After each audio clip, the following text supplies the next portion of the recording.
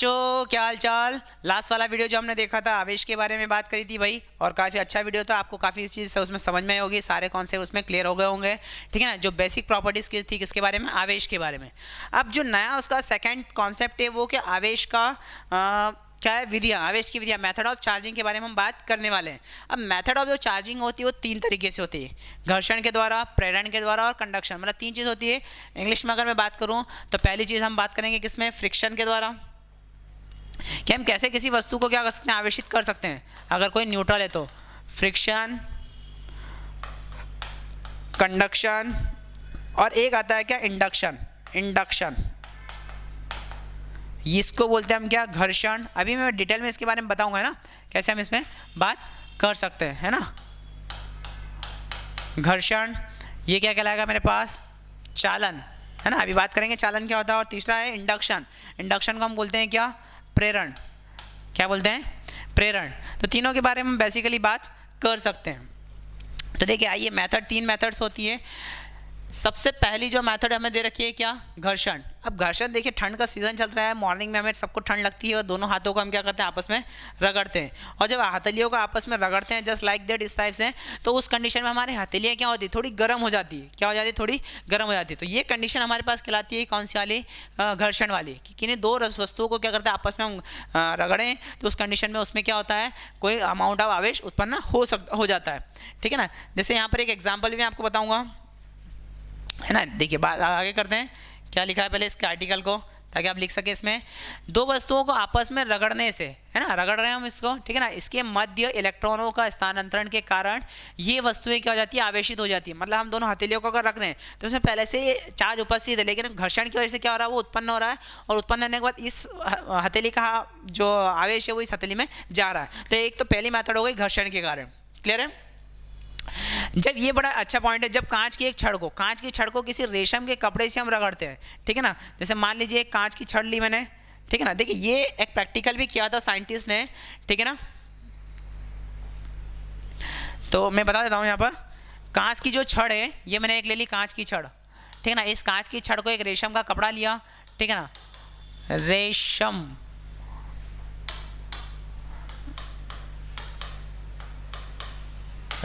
का कपड़ा, और ये क्या मेरे पास, कांच की छड़, ठीक है।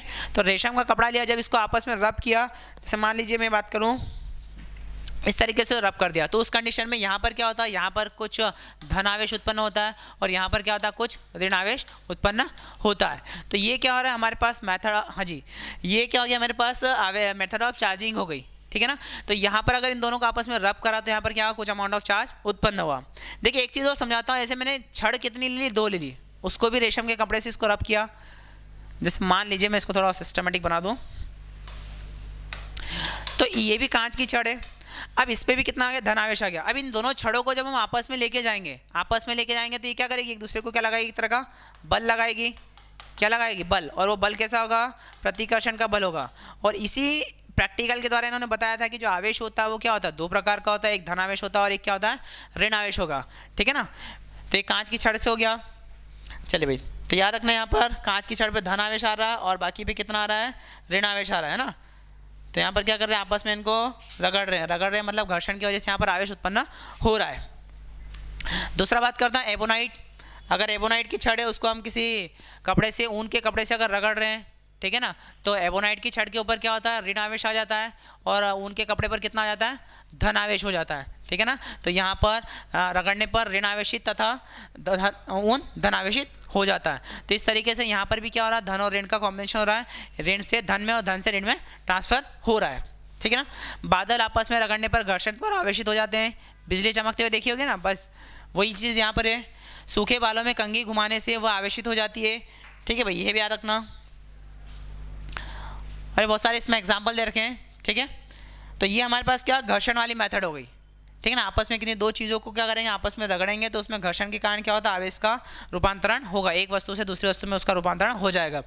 दूसरा मैंने लिखा है विद्युत प्रेरण के द्वारा। किसके द्वारा, विद्युत प्रेरण के द्वारा। अब यहाँ पर क्या देखिए, विद्युत प्रेरण का मतलब समझता हूँ तो एक तो पढ़ा लिखा व्यक्ति और एक अनपढ़ व्यक्ति है। तो पढ़ा लिखा व्यक्ति क्या करेगा, अनपढ़ व्यक्ति को थोड़ा सा ज्ञान देगा, है ना। तो यहाँ पर एक चीज़ रखिए कि प्रेरण में बात करूँ तो एक वस्तु के पास क्या बहुत सारा आवेश है, ऐसा मान लीजिए इसके पास ऐसा बहुत सारा आवेश रखा है, ठीक है ना। और एक मेरे पास उदासीन वस्तु है, क्या है, उदासीन वस्तु है। अब इस उदासीन वस्तु को इसके पास में लेके जाता हूँ तो यहाँ पर अगर इसकी इस सतह पर क्या धनावेश है तो इसके विपरीत में यहाँ पर क्या होता है, विपरीत बिहेवियर का आवेश यहाँ पर उत्पन्न हो जाता है। अगर यहाँ पर धन है तो यहाँ पर कौन सा आवेश आ जाएगा, ऋण आवेश आ जाएगा। अगर यहाँ पर धन है तो यहाँ पर क्या होता है, अपने आप ऋण आवेश उत्पन्न हो जाता है, ठीक है। ये कहलाता है प्रेरण, ठीक है। तो ये बात ध्यान रखिएगा दोनों का। प्रेरण से कैसा कर सकते हैं, देखिए यहाँ पे इन्होंने समझा रखा है, कॉपी नहीं बेटा खुल जा। ये देखिए यहाँ पर पूरा का पूरा धनावेश था, ये एक मेरे पास उदासीन वस्तु थी, कैसी वस्तु थी, उदासीन। तो इसके इस वाले हिस्से पर क्या आ गया, ऋण आवेश आ गया यहाँ पर, और इसके विपरीत वाले हिस्से पर कितना आ गया, धनावेश आ गया। विपरीत वाले हिस्से पर कितना आ गया, धनावेश आ गया, ठीक है ना। तो धन और ऋण मिलकर आपस में कितना हो गया, ये उदासीन हो गया, ठीक है ना। पहले भी इस पर आवेश कितना था, 0, और बाद में भी कितना हो गया, 0। अच्छा इसी में एक चीज़ और, अगर इस वाले सतह को हमने क्या कर दिया, पृथ्वी से कनेक्ट कर दिया, ये देखिए पृथ्वी से क्या कर दिया, कनेक्ट कर दिया, तो जितना उस सतह पर क्या था, धन आवेश था, वो पूरा का पूरा आवेश कहाँ चले गया, पृथ्वी में चले गया। पूरा का पूरा आवेश कहाँ चले गया, पृथ्वी में चले गया। तो अब इसके पास कितना आवेश बच गया, ऋण आवेश बच गया, ठीक है। ये देखिए उल्टा यहाँ पे अपोजिट भी लिखा है, इसका व्युत्क्रम भी, कि अगर यहाँ पर ऋण आवेश है और इस ऋण आवेश को इसके पास में लाए तो इसके पर धन आवेश आया, और धन आवेश के कारण यहाँ पर पूरा का पूरा उसको वापस से लेके गए तो कितना आ गया, उस पर ऋण आवेश आ गया, ठीक है। मतलब उसकी उस सतह पर भी कितना आ जाए, ऋण आवेश आ जाए। एक तरीके से दोनों तरफ से धन आवेश अगर मैं लेके आ रहा हूँ तो अपोजिट बिहेवियर का आवेश वहाँ पर क्या हो जाता है, उत्पन्न हो जाता है, ठीक है। यहाँ पर एक फॉर्मूला है, प्रेरक द्वारा कितना आवेश उत्पन्न होता है, इसकी मैं और आगे बात करूँगा यहाँ पर, ठीक है। तो ये चीज़ याद रखना है, एक वस्तु का आवेश नियत रहता है, प्रेरित आवेश का मान प्रेरक आवेश से कम या बराबर होता है, या तो जितना प्रेरित हुआ उससे कम रहेगा या फिर उसके बराबर होगा, एवं इसका अधिकतम मान कितना हो सकता है, ये, ठीक है ना। यहाँ पर के क्या कहलाता है, अनावश्यक वस्तु का परावैद्युत तांग। परावैद्युत तांग क्या होता है इसके बारे में हम आगे बात करेंगे, जिसमें मैं आपको कूलाम का नियम समझाऊंगा। अभी याद रखना है कि जो उस पर आवेश आ रहा है वो कितना आ रहा है, क्यू डेज बराबर क्यू 1 - 1 बाई के आ रहा है, वो भी कैसा, ऋणात्मक वाला, ठीक है ना। चलिए आगे बात करते हैं। निर्वात में के का मान कितना हो गया, निर्वात के लिए बात करें, कुछ वैल्यू देखें, निर्वात या वायु में के का मान कितना होता है, 1 होता है, और अभ्रक के लिए कितना होता है, 6 होता है। तो वैल्यू इसमें रख दीजिए, अगर वैल्यू रखेंगे तो क्यू डेज बराबर कितना हो गया, माइनस का क्यू, प्रैक्टिकली 1 - 1 बाई के, 1 रखोगे तो आवेश कितना हो जाएगा, 0 हो जाएगा। तो वायु या निर्वात में तो कोई दिक्कत ही नहीं है। अब रखी वैल्यू 1/6 रखोगे तो नया उत्पन्न वाला आवेश कितना हो जाएगा, माइनस का 5/6 आ जाएगा, ठीक है। तो चलिए ये सारी बातें क्लियर। अब आ जाते हैं इसके तीसरे वाले पे, तीसरा वाला फैक्टर है ना, ये क्या है हमारे पास, चालन। ये सारी वैल्यूज आपको दे रखी है ना, याद रखिएगा। के का मान क्या क्या दे रखा अपने को, ये सब के मान दे रखे, के का मान रखो और क्यू का मान निकालो। ये वायु के लिए, पैराफिन के लिए, रबर के लिए, ट्रांसफार्मर के लिए, कांच के लिए, ठीक है ना। और धातु के लिए याद रखना, मेटल के लिए कितना होता है, इनफाइनाइट रहता है, मेटल के लिए कितना होता है, इनफाइनाइट। तो बेसिकली मेटल याद रखना, एयर याद रखना, ठीक है ना। बाकी तो अगर रहेगा तो आपको दिया रहेगा। चालन के द्वारा, अब भाई देखो चालन के द्वारा कैसा होता है भाई, चालन की अगर हम बात करें तो कोई आवेशित वस्तु को क्या कर देते हैं, जैसे मान लीजिए एक मेरे पास आवेशित वस्तु है, इसके ऊपर आवेश कितना है, ये धन आवेश है, पूरी सतह पर कैसा आवेश है, धन आवेश है। एक दूसरी वस्तु ले ली मैंने, ठीक है ना, इस पर भी कैसा आ गया, इससे मान लीजिए कोई आवेश ही नहीं है, ऐसा मान लीजिए ये कुचालक है, ठीक है ना, या फिर उदासीन है, कैसी है ये, उदासीन है। तो इसको क्या करा मैंने, एक तार के द्वारा जोड़ दिया, सा टिचक यहाँ पे एक तार के द्वारा जोड़ दिया। अब यहाँ पर क्या होगा, आवेश का प्रवाह होगा, दोनों में क्या कर दिया, कनेक्शन कर दिया मैंने ना। जैसे मान लीजिए कंटेनर है, इस कंटेनर में और एक छोटा ये कंटेनर है, और इसको क्या करें, एक पाइप के द्वारा मैंने कनेक्ट कर दिया। तो यहाँ का जो पानी होगा वो फ्लो कर कहाँ आ जाएगा, इसमें आ जाएगा। तो वैसे यहाँ पे क्या हो रहा है, उसका चालन हो रहा है। तो वैसे मैंने इस आवेशित वस्तु को क्या कर दिया, किसी अनावेश वस्तु के साथ क्या कर दिया, जोड़ दिया। तो यहाँ पर क्या होगा, आवेश का फ्लो होगा। अब पानी में क्या होगा, जब तक दोनों का लेवल बराबर ना हो जाए तब तक फ्लो होगा। तो वैसे आवेश में क्या होगा कि इसका विभव इसके विभव के बराबर ना हो जाए, मतलब इसको ए मान लेता हूँ, इसको बी मान लेता हूँ। अगर वी ए का विभव वी बी के विभव के बराबर ना हो जाए, जब तक आवेश का क्या होगा, यहाँ पर फ्लो होते रहेगा, मतलब आवेश यहाँ पर बहता रहेगा। कब तक बहता रहेगा भाई, जब तक उसमें दोनों का विभव बराबर ना हो जाए, ठीक है। तो ये याद रखना कि उसका क्या हो जाए, चालन के द्वारा, सॉरी। तो ये पॉइंट में अपना क्लियर हो गया, ठीक है। तो आपको ये सब चीज़ें समझ में आ गई होगी। चलिए भाई, तो आज के इस वीडियो के अंदर इतना ही। ये एक प्रैक्टिकल दिया था विद्युतदर्शी के बारे में बात कर लेते हैं। देखिए ये एक प्रैक्टिकल है जो एनसीईआरटी की बुक के अंदर भी दे रखा है, ठीक है ना। यहाँ पर क्या रखा मैंने, एक तरह से पेज ले रखे दो इस तरीके से ना, और यहाँ पर एक क्या है, इस पर क्यू आवेश है और ये क्यू आवेश की छड़ इसके पास में मैं लेकर आ रहा हूँ। जब इस छड़ को इसके पास में लाता हूँ तो यहाँ पर क्या धन आवेश में क्या होता है, प्रतिकर्षण होता है। तो ये दोनों क्या होंगे, एक दूसरे से ऐसे दूर होते चले जाएंगे, क्या हो जाएंगे, एक दूसरे से दूर हो जाएंगे प्रतिकर्षण के कारण। और जब मैं क्या करूँगा, इस छड़ को जब पास में लाया तो दूर होए, जब इस छड़ को दूर लेके जाऊँगा तो ये दोनों क्या हो जाएंगे, एक दूसरे के पास पास आ जाएंगे। ये क्या हो जाएंगे, दोनों एक दूसरे के पास पास आ जाएंगे। ये हमारे पास एक एक्सपेरिमेंट था इलेक्ट्रोस्कोडी वाला, इलेक्ट्रो विद्युत दूरदर्शी वाला ना।